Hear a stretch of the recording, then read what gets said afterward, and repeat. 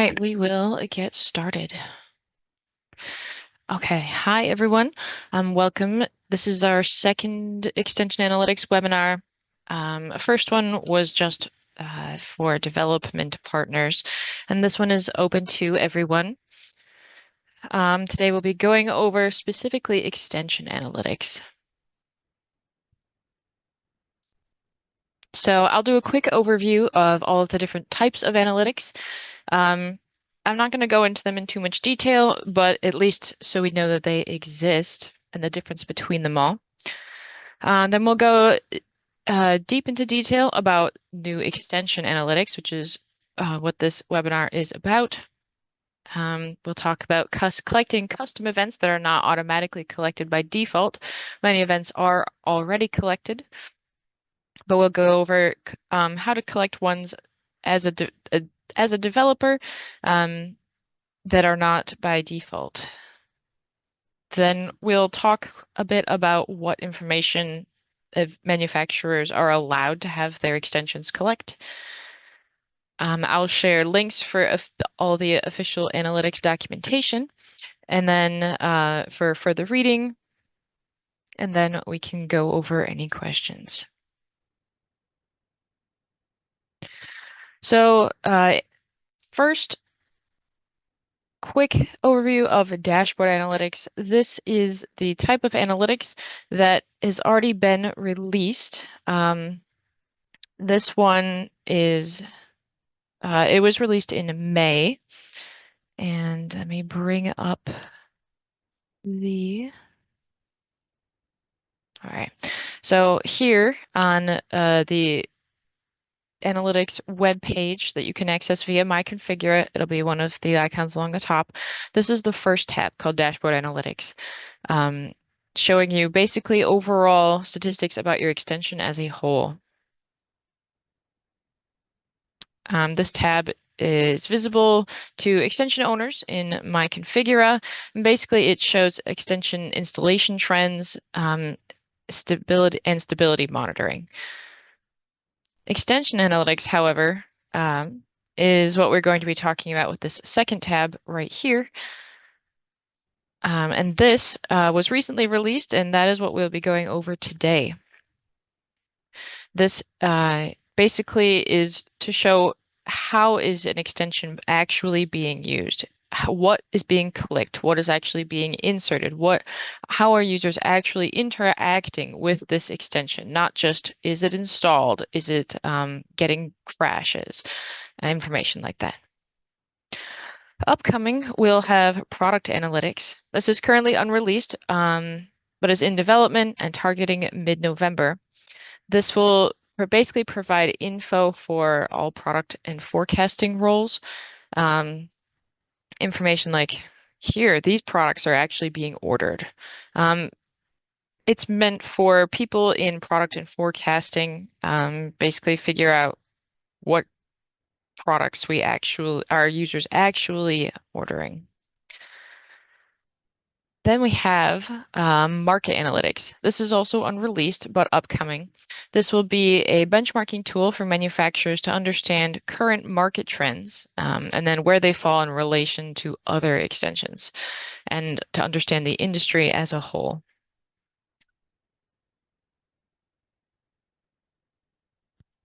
All right, so now extension analytics.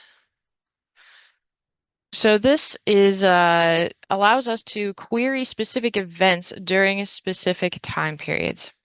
This is accessible through My Configure through the Analytics dashboard. I'll flip over here again. Right here under Extension Analytics, marked beta, soon to not be marked beta. Initially, we support 4 event types, but more are coming out as we speak. They're in development.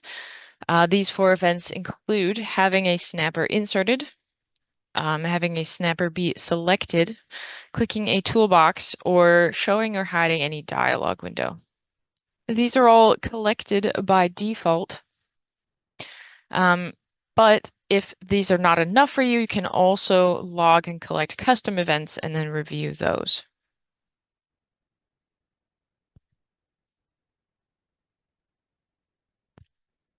Right, so I will now do a quick demo.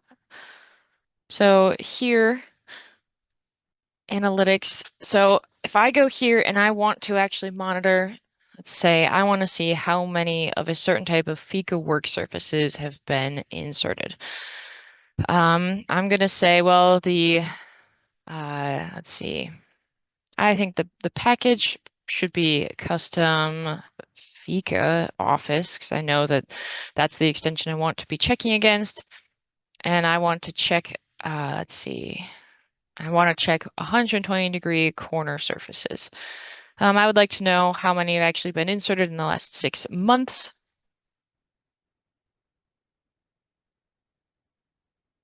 And then I can generate the results here.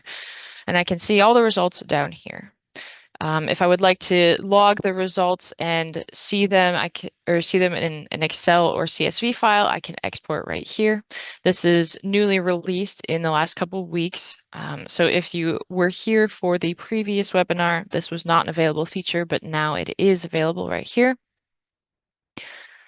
And I can also, a new thing recently released is that I can log or I can check against multiple queries here. So I want to also see 90-degree, and then I also want to see bookcase towers. So now I'll generate these results, and now I can see, I can check inserts for all three of these types. There's lots of different things you can check against, catalog IDs.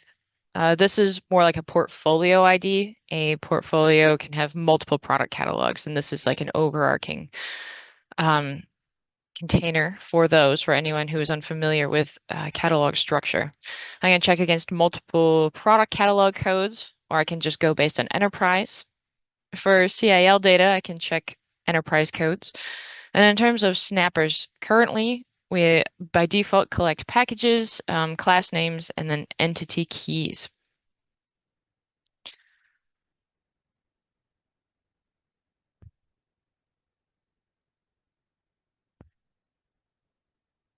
All right.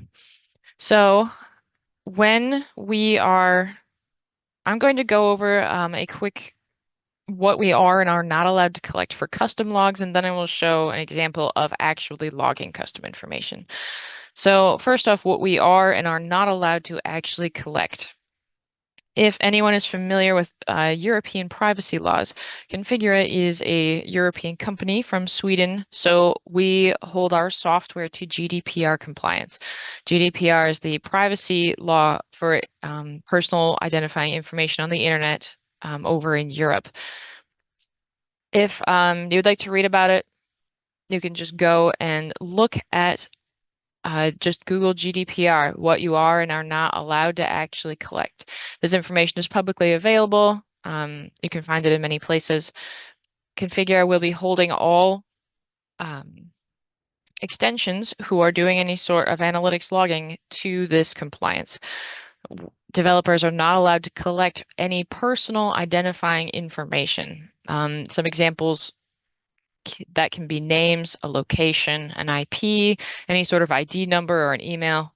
You're allowed to collect information overall as trends, like here, these people from this or this country has this many users, or I need to know how many users did this event that's highly specific to my extension and not collected by default. But I cannot go and say, I need to know who did this event.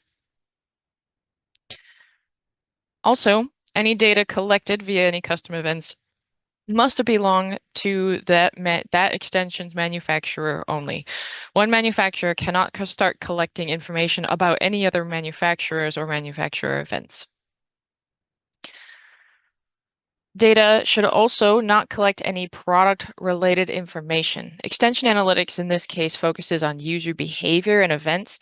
In terms of what products are actually ordered, that is going to be available through product analytics instead. And if anyone who is implementing this ever has questions on how to do this or what you are and are not allowed to do, or if you come up with something you're like, I don't actually know, this is on the fence, developer support is always available for any of these questions. They are very familiar with all of the rules, and as well as implementations, and so they are available with any questions.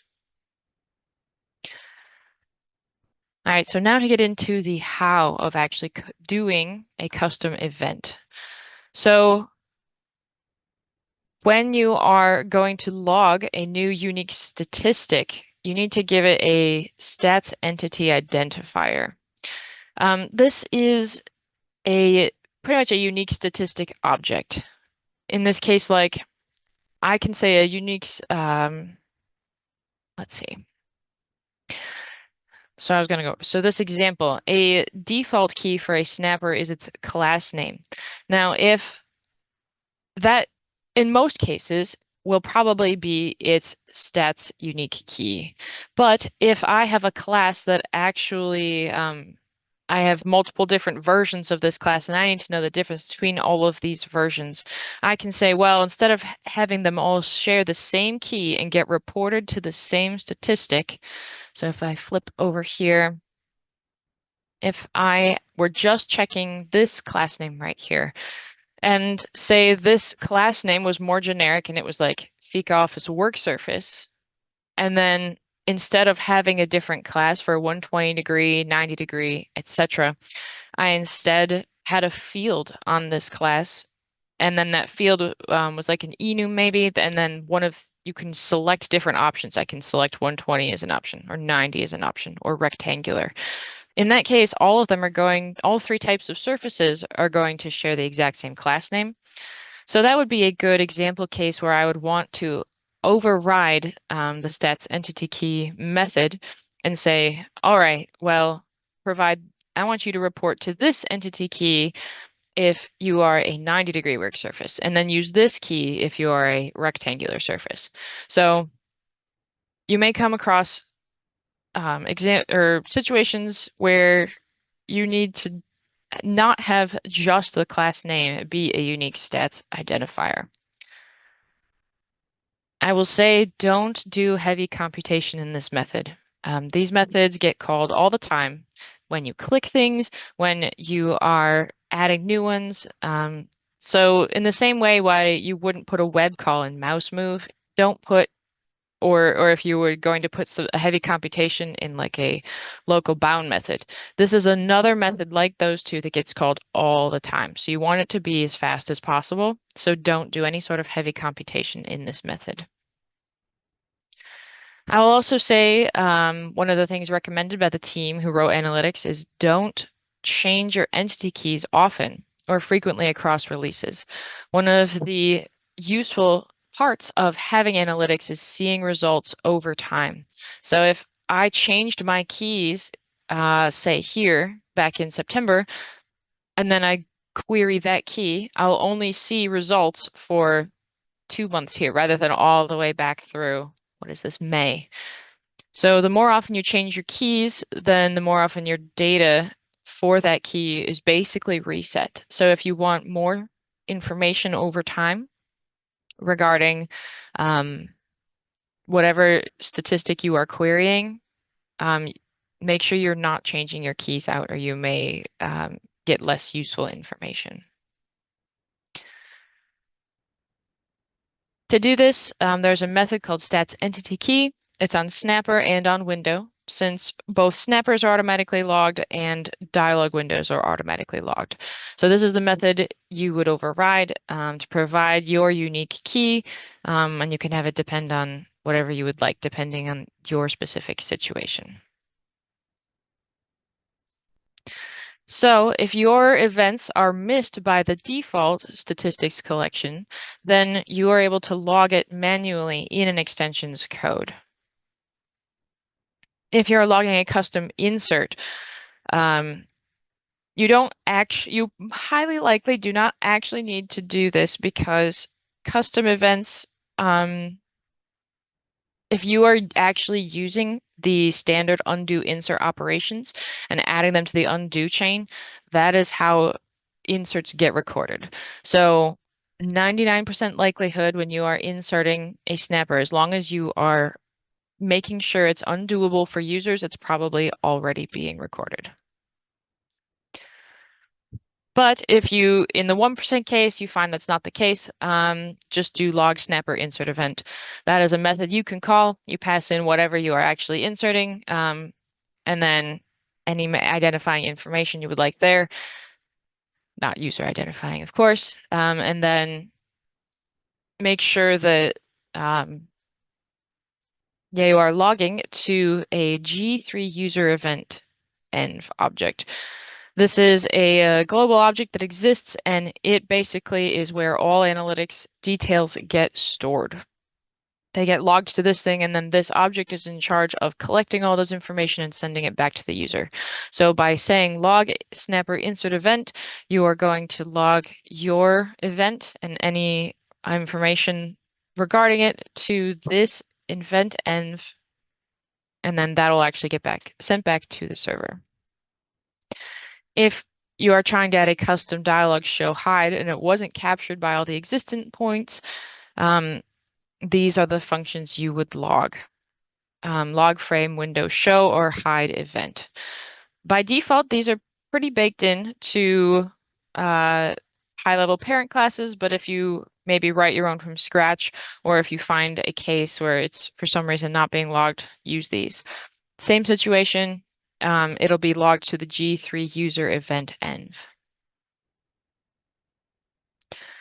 So if you want to see how other events are caught and logged, and you want to see how all of the core code actually interacts with that, you can just search through base or through core or CMWin and just search for a G3 user event. You'll find many calls, interface functions, and you can see everything that's actually collected and how. These missed events are missed specific events. I have not yet talked about collecting a completely custom event. We still will get there. So when you're going to collect information, completely customly in code, in an extension, you need to make sure to link it to a manufacturer. If you don't link it to a manufacturer, then it will not show up as statistics data for that manufacturer. If you were to go here, right now, I only see analytics for extensions where Configura is the manufacturer, which is why I'm seeing Fika here rather than any external manufacturer. So you need to make sure to, if I logged an event and I didn't say Configura was the manufacturer, it would not show up here. We provide a manufacturer. You need to create a manufacturer ID. If you look down here, it's called a G3 manufacturer ID. This is the class. Snapper and Window have a stats manufacturer method. If I bring up here, you can see Fika actually provides it. You have to override this method and then provide the manufacturer you actually want things logged to.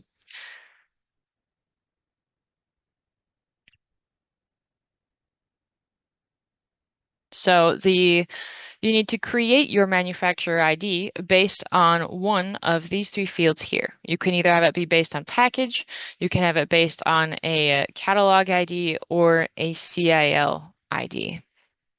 All three of these are technically optional, but you need to provide one in order for this object to be successfully created. And then you just supply it here, and then whatever manufacturer ID you are actually providing is where those analytics events will get sent. And that's the manufacturer you need to check against in my Configura in order to see that information. So you will probably want to see information, statistics for data symbol and maybe some other generic class types. In these, you're going to override the stats entity method. There are full examples of this in both developer documentation and in Fika. I will have links to developer documentation at the end of this presentation, and then Fika is publicly available. So now let's quick touch on logging generic custom events. So there are two by default right now, more may be added in the future, log custom event and then log numeric event.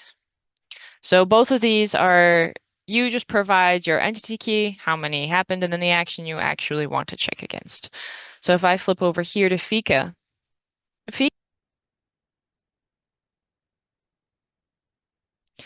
sorry, my headset turns off if no sound is actually put out of it, if I don't hear anything for a certain amount of time. So Fika has a custom dialog they created, the Office Snapper Manager dialog, and they wanted to say, hey, I want to actually log whenever this is refreshed. And then I want to log, oh, I selected a panel width inside this. Not just showing and hiding this dialog, but they also want some information about what actually happens inside that dialog. So here they say, I'm going to log a custom event. The event's going to be called refresh, and then the entity key is going to be Fika Panel Manager. So now every single time, so now I have the option, if I go back to here, I can say, well, I don't actually want to check there. I want to say entity key. And then let's go back. Apparently Fika Panel Manager. Oh, I think I need to get rid of this one. Snapper insert. I want custom action. And then I want to say refresh. Confirm.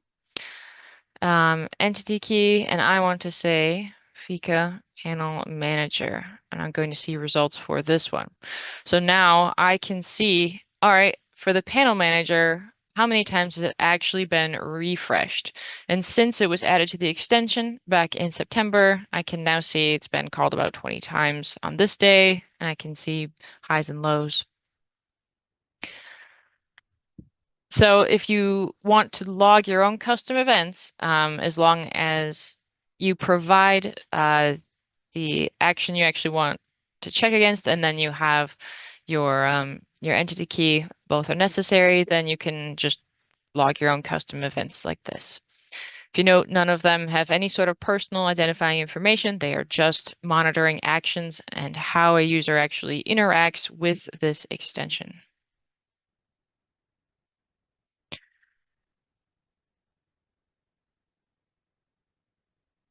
All right, and let me go back to CET. All right, so sometimes it can be difficult to figure out what do I actually want to be logging. In this case, you can figure that out. One of the extensions that is available is called Statistics Test. This is available to anyone with a developer license. It's called Statistics Test 15.5. If I turn this on, I get an extension right here called Statistics Test. And then this contains an analytics event viewer. So in this case, I can take actions in CET and then see what events are actually being logged to analytics. I just got a Snapper Select logged. If I click Fika, I'm going to say, oh, I got a toolbox click here. I can select this and I can say, oh, here are all the entities actually being interacted with. I want to say, oh, custom Fika Office. That logged a button press. But this is a way I can figure out what I actually want to check against in the analytics site. If I don't actually know what entity keys I want, or what actions I want, or what inputs I want to check against, I can go actually try the event myself in CET with this viewer up and then see what is actually being recorded and then get the exact identifying information I want to search against right here.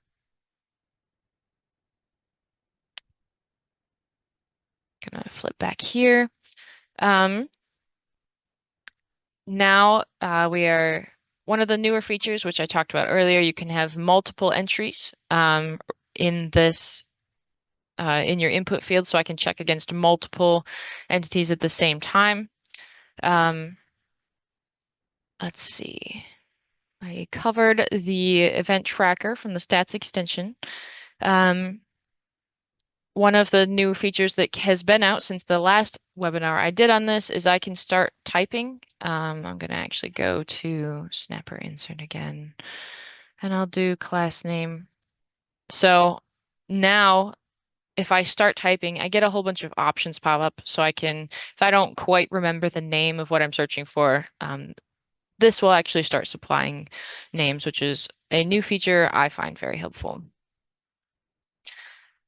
Additionally, if I do, I'm going to do CID. I don't actually remember Fika's CID, so let's do enterprise code board.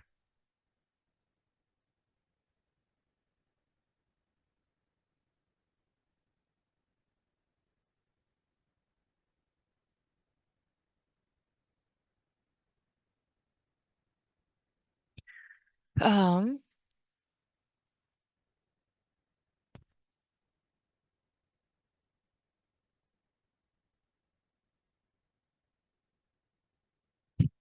yeah, every once in a while, you'll get a query that actually has to check so much information, and it will take a decent amount of processing time because a lot of information is being stored from a lot of users. Just gonna refresh this.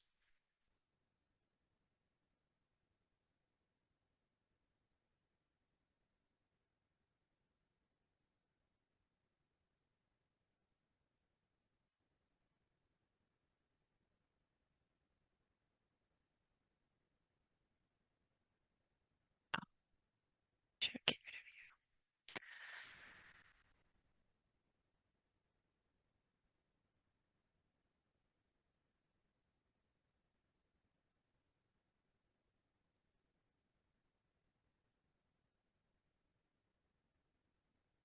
So this is the Fika. Actually, I'm gonna go product catalog code. This is the one for Fika. I'm going to generate results here.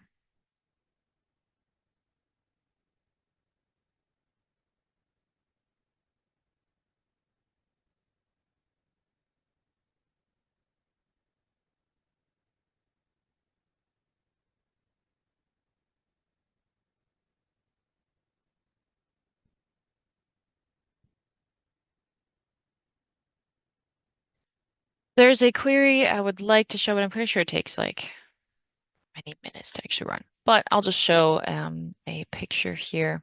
So one of the things you can do now is if I were to just do dialog show and I show every single dialog that has been showed or hidden, this one is a very heavy query. Which is like if I look here, these are very high event counts.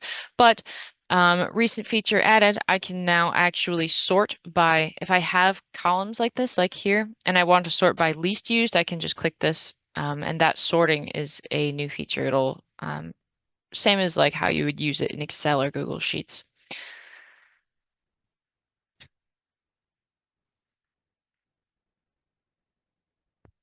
All right.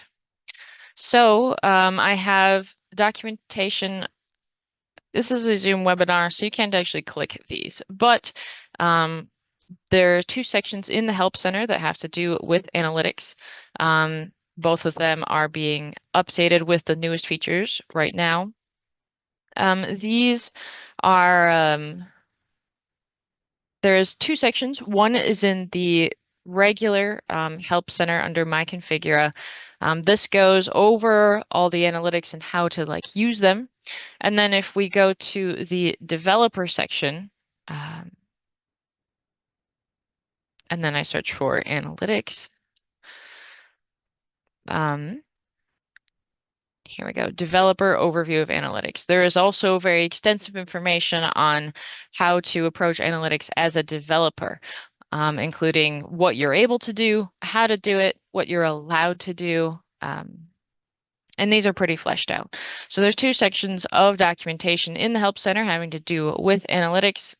One is just general concepts and information. The other one is actual implementation for developers, and that's in the developer section. Additionally, Fika has a bunch of examples already in it. I don't know if those are available in 15.0, but they're definitely available in 15.5. So if you want to see the latest, go to the base branch main and you will see all the example analytics logging that is done in Fika, if you would like a concrete example to mess around with and see.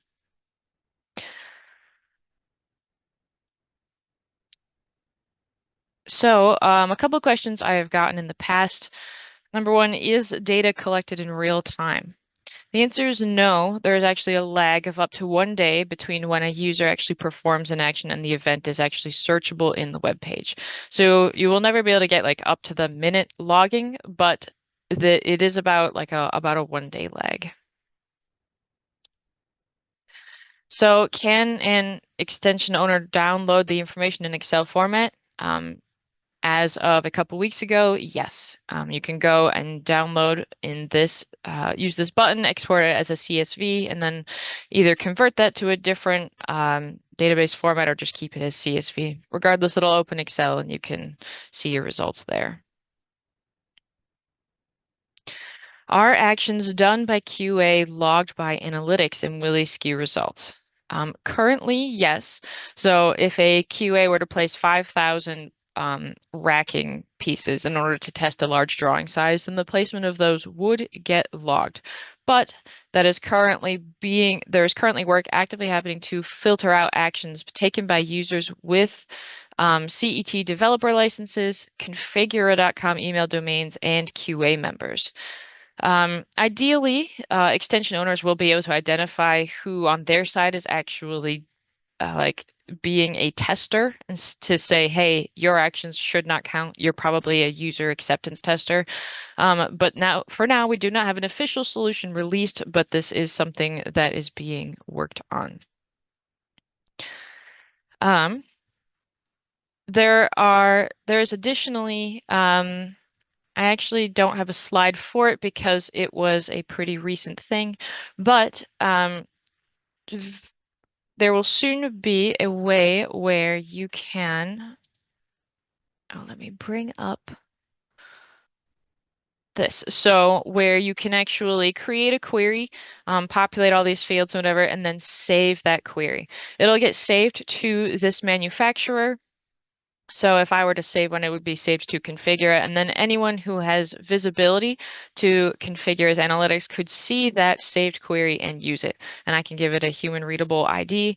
So if a manufacturer owner who doesn't actually know, they say that they don't know what your class names are, they could ask one of their developers to set up all the queries for them. The developer can then save the queries and call it like check quantity of surfaces placed from last 60 days or whatever. And then all of those queries can be saved. They can be shared and then anyone can come and use them. So that is upcoming, not released yet, but in progress. So now I will open it for any questions that anyone has.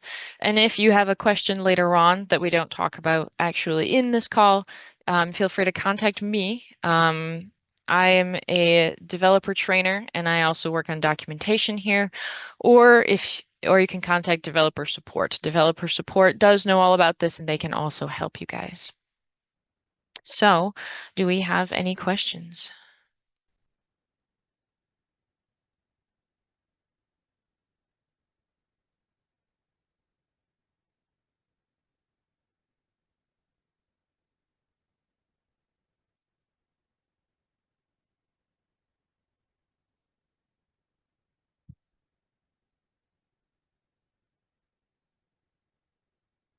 All right, if we don't have any questions, we can just end it there. If you do come up with ones in the future, feel free to contact us. We also have if you have requests of wanting to see new types of examples, feel free to send those to dev support also, and we can get those added into Fika. And I hope everyone has a good week.